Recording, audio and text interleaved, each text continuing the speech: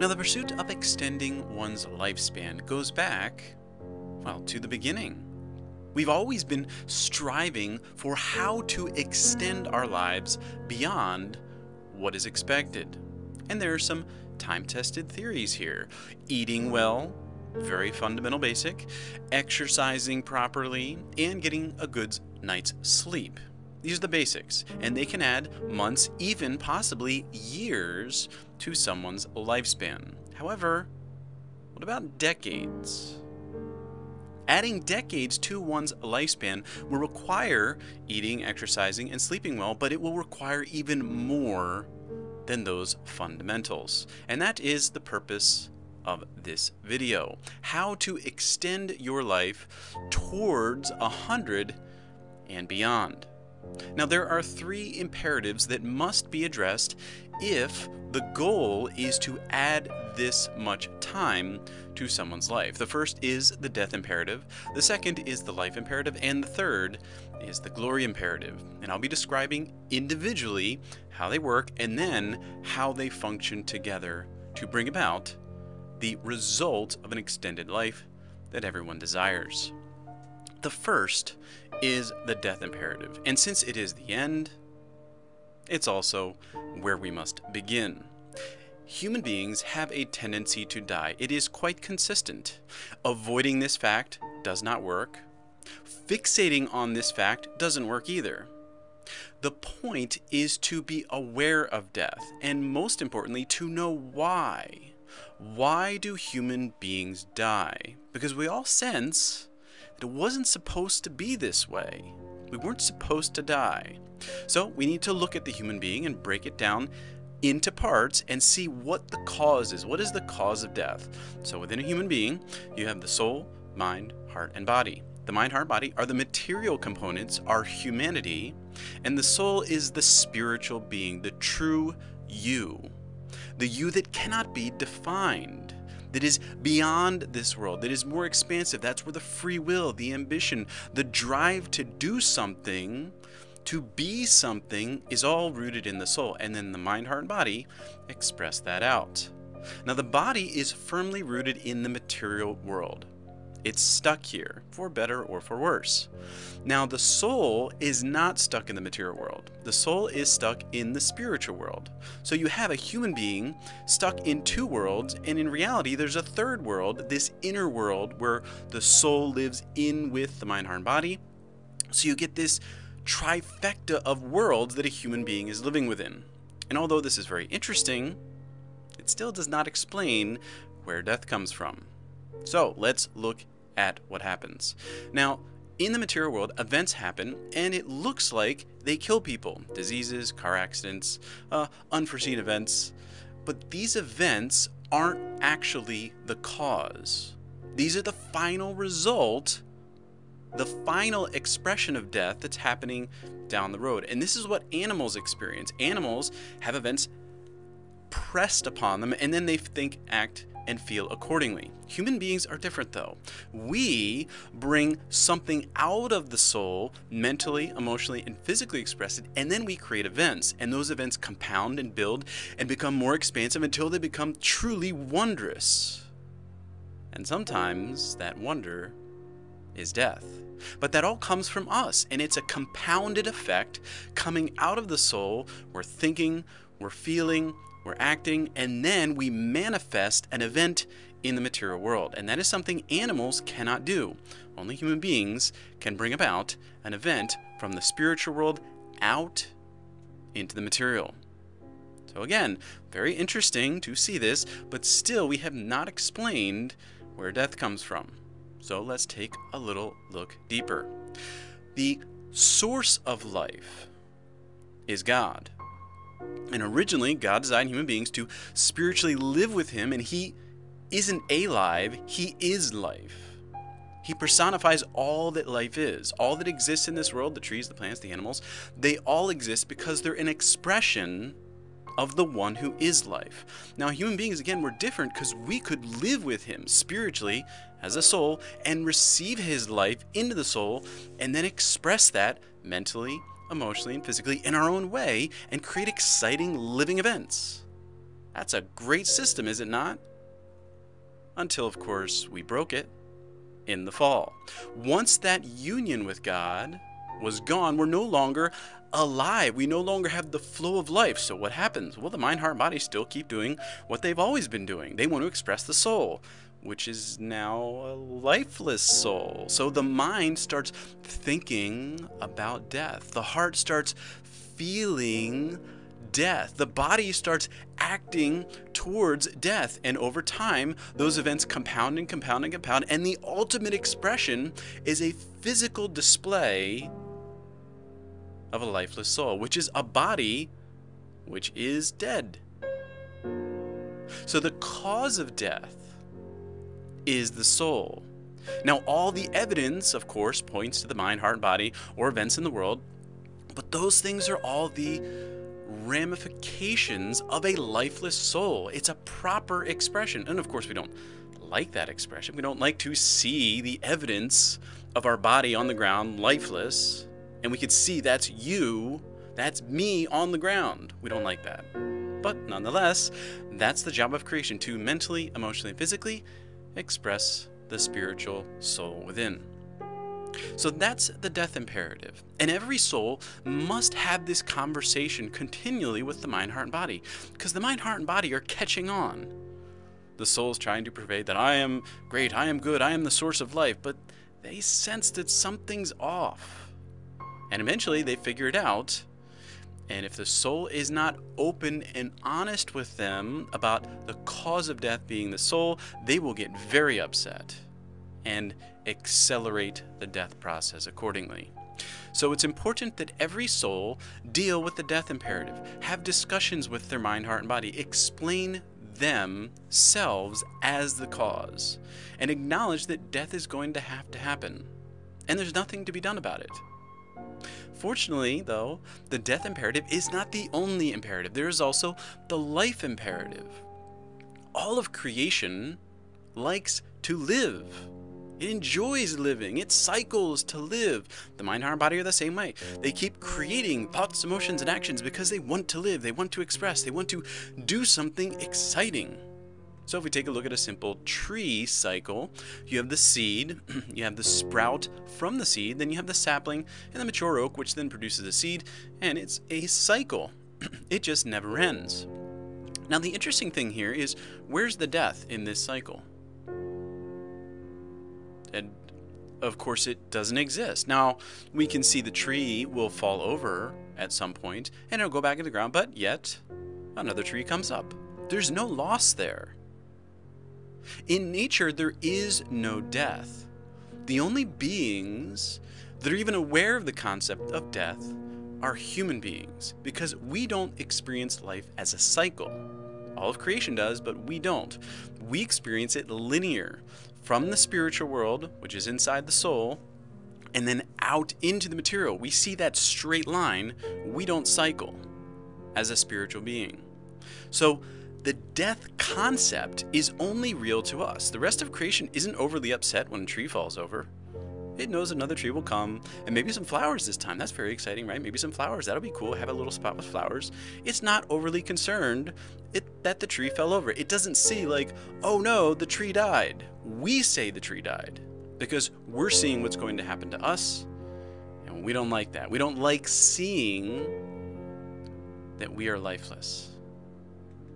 So, this idea of God being life, the light of life, pouring into the soul, animates the soul, fills the soul with all this life. What are you going to do with that? Well, you're going to give it to the mind, heart, and body. They're going to express it out in exciting ways. But one thing to notice here is that the soul never becomes life. You always must remain empty as a soul to receive the one who's full. And then you can express that out. That's the job of the soul, to be empty, to be yearning, to be burning with desire for the one who's life, so that then you can express what you've received uniquely with your free will, mentally, emotionally, and physically, out to the world. And this is what the mind, heart, and body want to live for, to uniquely express the soul's union with God. So that's the life imperative. Now, these first two imperatives are very much at odds with one another. The mind, heart, and body don't want to die, but they have to. It's an imperative. They have to express the soul in an ultimate, completed form, which is, unfortunately, death.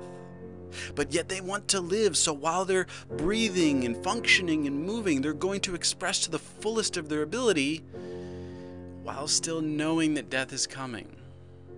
It's a very stressful reality with just these two imperatives. Fortunately, there's a third, and the third imperative is more powerful than the first two, and that is the glory imperative. Although the mind, heart, and body must die, which is unfortunate, and although they want to live, life and death are not going to win out against one another. You need something stronger, and that's the glory imperative. And you see this powerfully in children. Children are willing to risk their life. They're willing to risk death. Why? For something glorious, for something amazing, for something exciting. Because the glory imperative is more powerful than life and death. The job of the soul is to glorify the mind, heart, and body. Not glorify God. He's already full infinite glory. He doesn't need any more. There's no space for God to receive more glory. Instead, the soul receives glory from God and then turns and gives glory to the mind, heart, and body. This is the way it was intended to be. So the mind, heart, and body want to keep growing and leveling up and expanding and building their emotional capacity and their physical abilities and their mental talents to expand the wondrous creations they can bring forth. But to do that, they need something to express. They need a living soul connected to the one who is life. And when the pinnacle of glory is reached and the mind, heart, body bring forth their ultimate creations, the person standing on the mountaintop is not the soul. It is the mind, heart, and body. This is their world. They're the ones that get on stage. They're the ones that get the medal. The soul is invisible. It has no material form. So the true being of each of us simply exists to glorify the mind, heart, and body in the same way that God already glorified the soul. But the mind, heart, and body get the glory. They're the ones that get filled with this expressive capacity that comes from the soul, which originated in God. So as long as the soul is making life's intent to glorify the mind, heart, and body, the mind, heart, and body will put off the death imperative. Why? Because they want to be glorified. This is why they were built and designed to go into the world and mentally, emotionally, and physically do awesome things, do glorious things. And as long as the soul is planning and pursuing the glorification of the mind, heart, body, they'll take their time getting to the death imperative. Now, they do have to get to the death imperative. It is an imperative. But they'll put it off. And they'll even risk life. Their passion for life, they'll even put that aside to pursue the glorious imperative that you're impelling them towards. This exciting uniqueness that's never been here before. And it's risky, is it not? Your unique perception of glory, it's different than anything that's here. So they'll even put aside life as they know it and join you in this pursuit of glory, because it's going to be for their glory. Your mind, heart, and body get to stand on the stage. They're very excited about that. And they'll take their time getting to the death imperative, adding potentially decades to someone's life. The body will put off death if the soul is planning and pursuing its glorification. Now, we're going to need to make some applications of these principles in order to start moving towards gleaning these potential decades of lifespan. So in the application phase, the first thing we want to start focusing on is addressing your mind, heart, and body respectfully. This is not something that comes natural to us in the fallen world. We're always bashing the mind. Why did you think that thought? Or upset with the heart. Why are you creating these emotions? Why this pain? Or the body. Why did you do that thing? I told you not to do that thing and you went and you did that thing. We're always very negative to their creative efforts. But remember, they're not going to express the soul the way the soul wants to be expressed. They're going to express the soul the way it actually is, or at least their creative interpretation of how the soul actually is. They don't actually know how the soul is, but it's a fun adventure, and their work is extremely complex, so complex that we have no idea how they're doing it. We cannot define how the mind makes thoughts. We can take these cool pictures or we see colors in the brain, but we don't know what's going on in there. We have no idea how these chemical reactions are making pictures. It's a complete mystery to us. And the emotions of the nervous system, we can see some of the chemical reactions, but how it all works, the spinal cord, it's crazy. And then the body with all its amazing functions, we can map the functions, but how it all happens, we can't replicate it. We make these machines, but they don't work. It's amazing what they do. And the mind, heart, and body need to be addressed respectfully for the masterful artistry that they're performing moment by moment. So simple terms would be, the mind likes to rule, so call the mind the ruler. The heart likes to fill things, call the heart the filler. The body likes to do things, to subdue life, so call it the subduer, or the will, the wizard, and the warrior. Find terms that refer to their creative expertise in ways that is respectful. It's the creative team that each person has, and the mind, heart, body need to be addressed accordingly. Then discuss your soul as the cause of death with your mind, heart, and body. Now, they're not going to be surprised about this. They're already on this case. They've been working on it for many years, and they're pretty sure that your soul is the reason they have to die. It's the reason they keep thinking about death, feeling dead, and starting to act towards death. They sense that it's in the soul already. However, leadership begins with taking responsibility. And the soul's job is to lead. So when the soul steps up and say, look, guys, I'm the reason we have to die, they're not going to be thrilled about that. However, at least you're leading. In fact, they may get more upset because of this. But nonetheless, you got to start leading as a soul. Discuss with your mind, heart, and body that you're the cause. Don't let it be ambiguous anymore. Don't try to hide it. Don't try to escape from it. Don't try to have them fixate on it to get them off of fixating on you as the soul. Discuss your soul as the cause. That will be, in the long term, very beneficial to your lifespan. And then finally, there must be a plan. Create a plan and start pursuing the glorification of your mind, heart, and body. Not the glorification of you. You are the soul. You don't get material glory. You don't get to take money with you. You don't get to take clothes with you. You don't get to take relationships with you. You don't get to take any anatomical possessions with you because you're a spiritual being. So your glory is spiritual. It comes from God and it adorns your soul. Your job then is to glorify your mind, heart, and body. And you need a plan. And you need to be pursuing that plan. And you need to involve your mind, heart, and body in that process. They get very excited about that. It's what they were designed for, to play a wondrous character in an amazing show and do something awesome in this world, something that nobody else can do. So create that plan, even if it's really simple, and start pursuing it. Start talking to your mind, heart, and body about how awesome it's going to be when they're on stage, or when they're in the band, or when they're in the family. Whatever the glorification that you're pursuing, talk it up to them. Build the vision. Discuss the meaning and the purpose behind it, and make it their show. Let them have input into it as well. But create that plan, start pursuing it, and then they will go out of their way as much as they can to add those decades to the lifespan that you're pursuing.